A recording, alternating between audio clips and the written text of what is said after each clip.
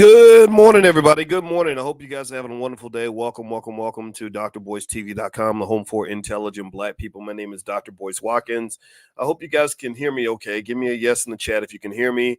And I want to say good morning to everybody who came in. I sent out a profit alert just now to let everybody know that toward the end of the video, I will mention a stock that I'm about to buy this morning in hopes that we can help put some money in your pocket. And I want to say good morning to Keith Patillo and the wonderful Patillo family, Tajai and FW Sigmas, Linda Kidd, Rhodes Gold, Gary Hatcher. Good morning to you. Good morning, Efferin.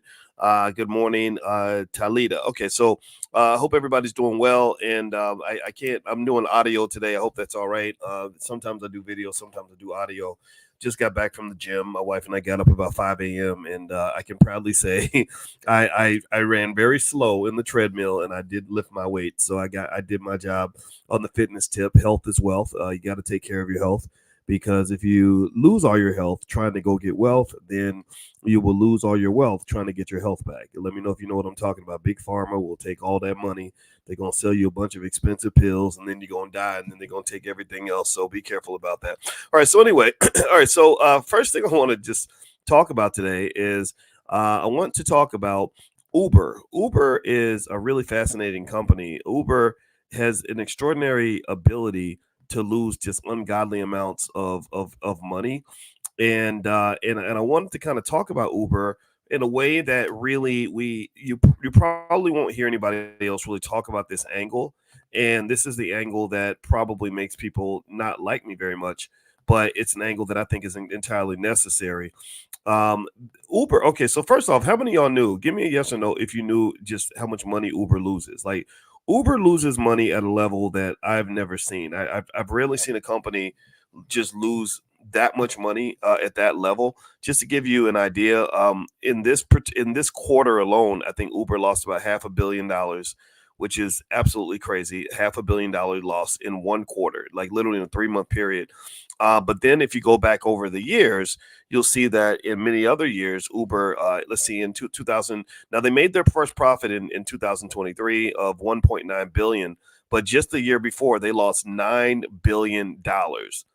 I want us to just take a moment and meditate on that.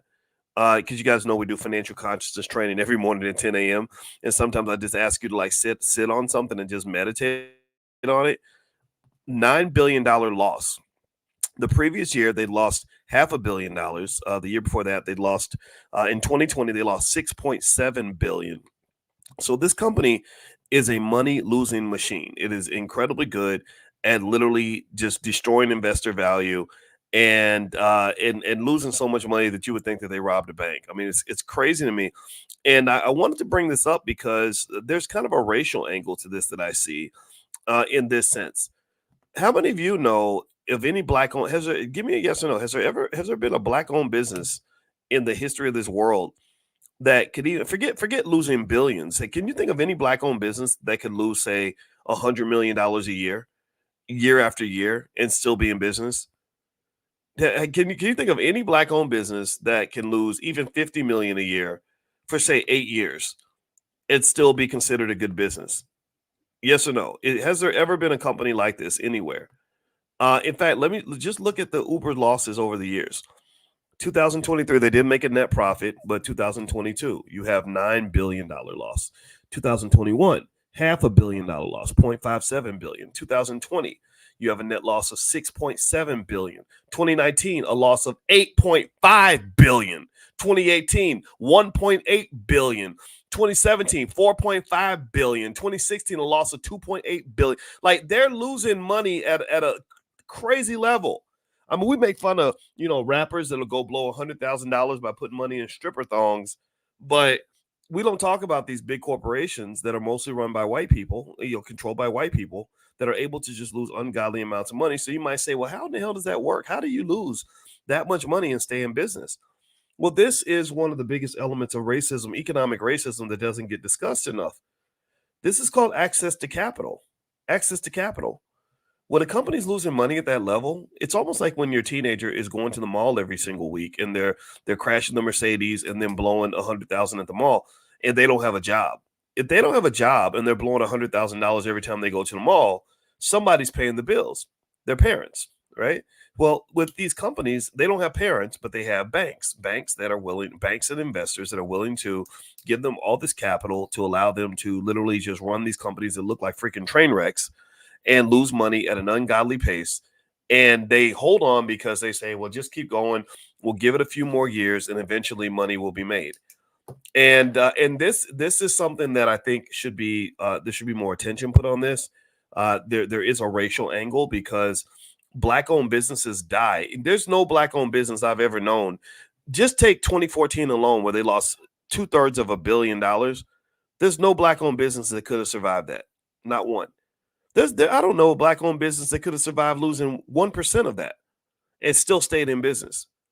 And so this really, to me, this is an interesting conversation, especially when we talk about, businesses, what makes a successful business and what doesn't.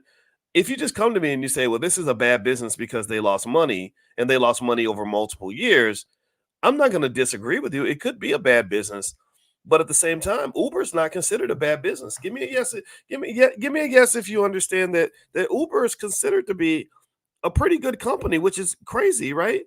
If you go look up Uber stock price, believe it or not, Uber stock, it's trading at $64 a share. It's gone up 5.8% this year.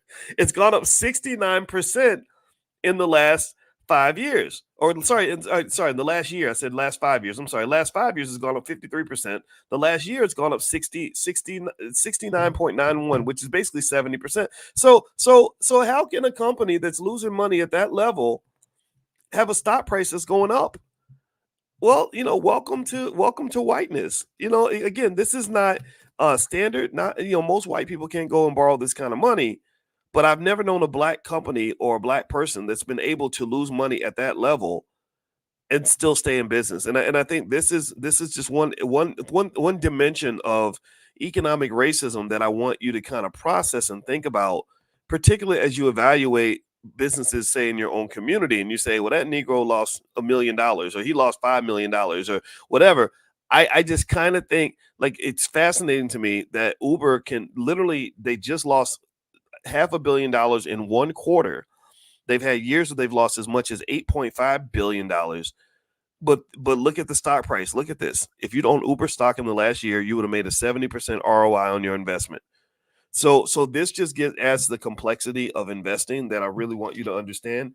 And what's really crazy is that I wouldn't have faulted you for buying Uber stock, because there are people that believe that because Uber has significant market share, because they've dug in the trenches, they're much, much bigger than Lyft, that this actually is a company that is probably going to have some significant revenue generation long term if they are ever able to get their costs under control, which I think is going to happen when they start creating autonomous vehicles. I believe autonomous vehicles is going to be the direction they're going to go.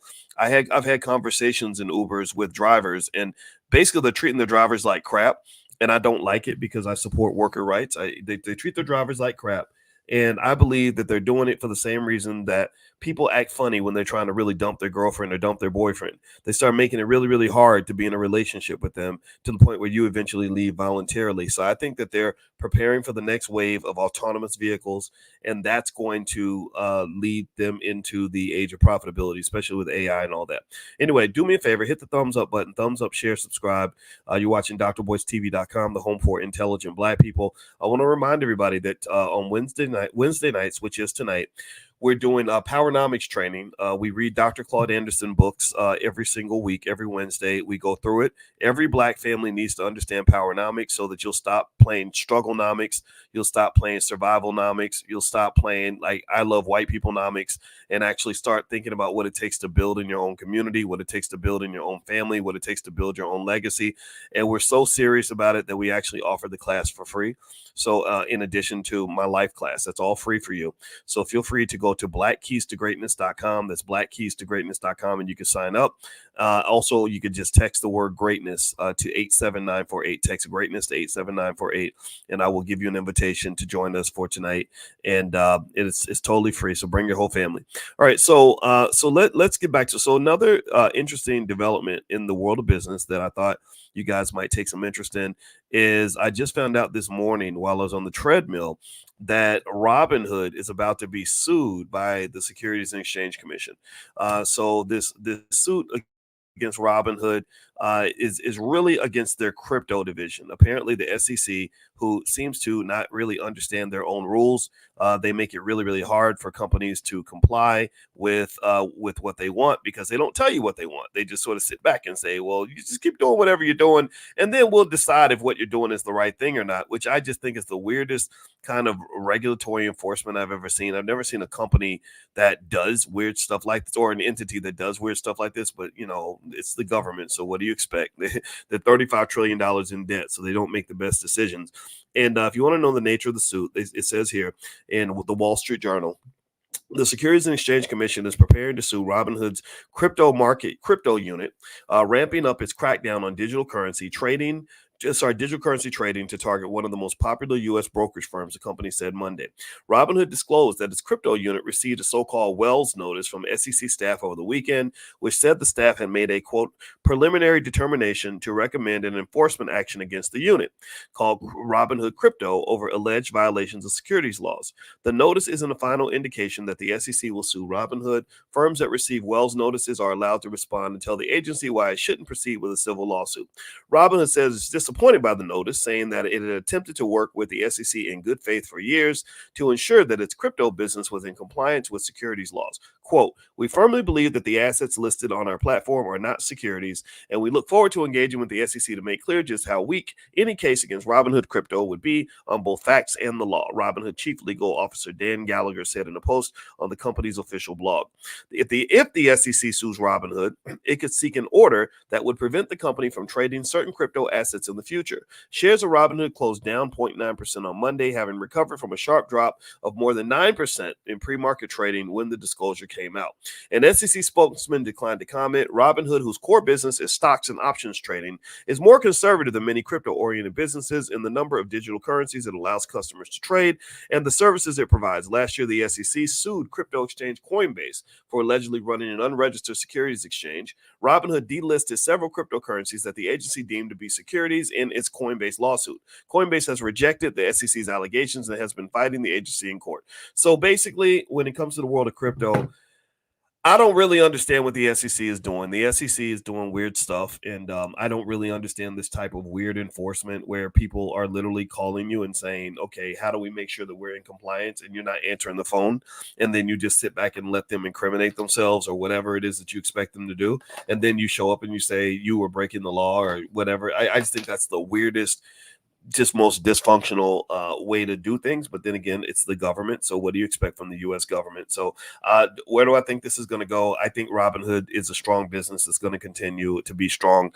And they seem to have a solid business model. And in fact, Robinhood just released a really nice credit card, their Robinhood Gold card. I've looked at a lot of reviews on it, and I like it. I like it so much that I'm actually going to get one. I'm a member of Robinhood Gold, and actually we use Robinhood a lot in class when it comes to generating income by selling stock options. And so if you'd like to, I have a training called How to Make Money Without Working, which shows how I make thousands of dollars a week selling stock options. I don't really buy a lot of stock options because I'm not really big into the speculation side. I study it. I understand it. I learned a lot about it in my doctoral program and stuff like that. But I like the sell side because I like generating the income, because income can pay bills. So if you're looking for some ways to pay some bills and you have some capital that you want to invest, that's what we do in our Prime program. So if you'd like to get an exposure to it, just text the word money to 87948 and I'll send you that training right away. It'll come right to your text message. So just check your phone. It's called How to Make Money Without Working. It does work. It's real. It's not hocus pocus. I'm not a financial influencer. I'm a finance professor. So this stuff does actually work. All right. So anyway, guys, I didn't want to talk very long. I just wanted to say hello. And I promised you guys that I would give you a stock that I am invested in, that I believe in. And that stock for today that I'm going to buy right now in my account is Netflix. Netflix is a company that has just impressed the crap out of me with the way they handled the onslaught of all these big movie production companies that really thought they could come in and take Netflix's lunch. And Netflix is just innovative. They're doing that goofy fight between Mike Tyson and Jake. What's his face? Jake Paul, I think that's his name. Which to me, it's a joke because Mike Tyson's an old man; he's almost 60, and then also they're not really going to hit each other hard. They're just drawing a lot of attention so they can make money. But it's going to work. It's going to work, just like they did that live roast of Tom Brady, which had some really heavy jokes, man. Oh my gosh, it was kind of crazy how they did that. But that did really well. So I just think Netflix is a great company, very innovative. And so if you want to know what I'm going to buy right now, I'm literally logging in to my E-Trade account right now, and I'm buying shares in Netflix. And so if you want to see a lot of the stocks that I pick every week for the students, you can just go to drboycestocks.com. That's drboycestocks.com. So feel free to go to drboycestocks.com, and there's a bunch of stuff in there that I invest in. And again, this is not investing advice. This is just me telling you what I'm doing. And give me a yes if you understand this is not investing advice. I have to make sure, and also give me a yes if you understand that investing involves risk, and there's no such thing as a risk-free investment, at least not in the stock market anyway. So there is a risk-free investment actually, but even the risk-free stuff isn't as risk-free as people think. For example, there's an assumption that treasury bills sold by the U.S. government are risk-free. That there's an assumption that the U.S. government will always be able to pay its bills. Even in graduate school, when they used to tell us that, because we build a lot of financial models off that. Most of the financial equations that we use to understand money and how it works and where money goes and all that, it's built on this assumption that the U.S. Treasury bill is a risk-free asset. I don't believe it's risk-free. Anything connected to these just goofy, dumb politicians in D.C. that make dumb decisions that put the country $35 trillion in debt, that they want to send $100 billion over to Ukraine and Israel, even though most American people don't ask for that, because politics is controlled by money, right? It's all about the money. If you understand the money, you understand politics. That's why I like talking to you guys about money every day, because money affects your lives in ways that you can't even see. So anyway, long story short, I don't believe that assumption. I don't believe that our government's risk-free. I don't think that these inferior minds that are running our government are capable of running an entity that's risk-free. If you look all around the country, for example, look at all the cities that are going bankrupt. Look at all the cities that literally, I think the mayor I think it was Houston, where he literally gave a speech and he's like, "We are technically broke." I'm like, how the hell are you broke? You're bringing in billions of dollars in revenue. How are you broke?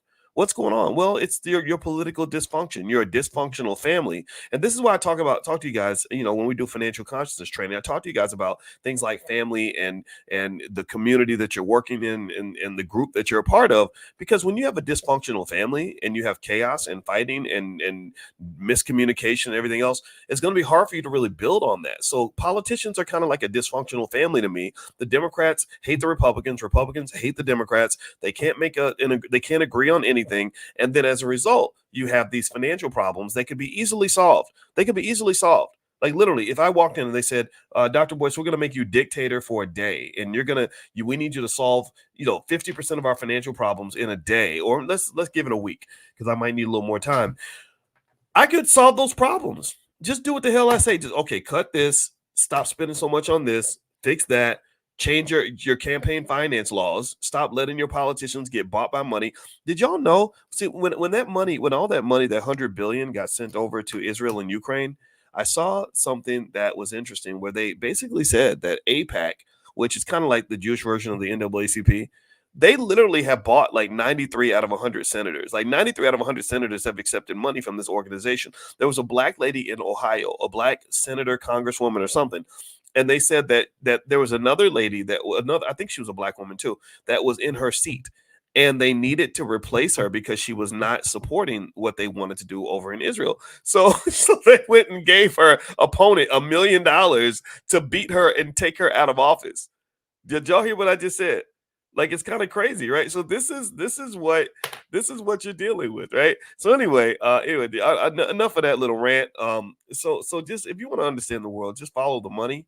And remember, though, also, if you can find ways to unity and working together, that will usually lead you to the money. So find the people that are in your corner, unify with them, find a way to overcome obstacles, break down barriers, and become teammates. And I guarantee you, you get the right teammates, good things are going to happen. Now, one thing I want to remind everybody of is that the Get Money Fest is hosted by Jay Ortiz, who's a great hip hop artist and a really smart young brother out of Philadelphia. And anyway, Jay invited me to be one of the many, many, many financial speakers at his event called the Get Money Fest, which is going to be May 18th. I think his tickets are actually free, and but they're VIP tickets. Where I guess it's standing room only if you get the free ticket. But anyway, so Jay is doing this, and he's really a creative artist. He was actually close friends with that rapper PNB Rock, who was killed out in California. And Jay is one of the artists I mentor. People don't know this, but I've mentored quite a few like young guys that are doing business and hip hop and stuff like that, like D1 and JRTs and stuff like that. And anyway, so Jay and I had a long conversation about hip hop as I was talking about this whole beef with Kendrick Lamar and Drake, and also after PNB Rock got killed. And I remember saying, I don't really know if hip hop is an industry that you want to be in, right? Because when I was looking at the stuff with Kendrick and Drake, and now somebody's got shot, I said, this is a dangerous profession, dude. So I want you to be safe and I want you to be okay. So let's talk business, right? So anyway, when we were talking business, he told me he's doing this Get Money Fest where they're going to combine art and fashion and hip hop, but they're also going to bring in lots of financial experts. And I just love that. I love the idea of merging hip hop, the power of hip hop, with all the things that make Black people better. Right. I love the idea of hip hop being used to support Black people being healthier mentally and physically. I love the idea of using hip hop to help Black people have better relationships with each other instead of trying to kill each other. Give me a yes if you agree. Give me a yes if you agree. I love the idea of hip hop being used to help Black people get money instead of waste money. So anyway, Jay Ortiz, he's actually on tour with this artist named Kevin Gates and stuff like that. But anyway, Jay is doing this event in Philly. It's May 18th. Getmoneyfest.com is the URL. And also, I'll just share the link with you guys at some point if you guys want to join. Just let them know you're with Dr. Boyce, and we can go do the damn thing. So anyway, and we got to support young people that are trying to do the right thing. So anyway, that's what's going on in my life right now. It's going to be May 18th in Philadelphia. I love Philadelphia. Really good people out there, and it's a great city with a lot of potential. Okay, so anyway, I'm going to head on out, guys. I just wanted to come in and just say hello to you. We are going to do financial consciousness training later on today at 10 a.m. Eastern. We do this every single day, and it's totally free. Bring your family, and I guarantee you it's going to elevate your economic life and elevate the way you see money. So if you'd like to join us, make sure you get on the text list. Text the word morning to 87948. I will send you a personal invitation. Just text morning to 87948. And I hope you guys have a wonderful day. God bless you, and I'll see you guys soon. Take care. Bye-bye.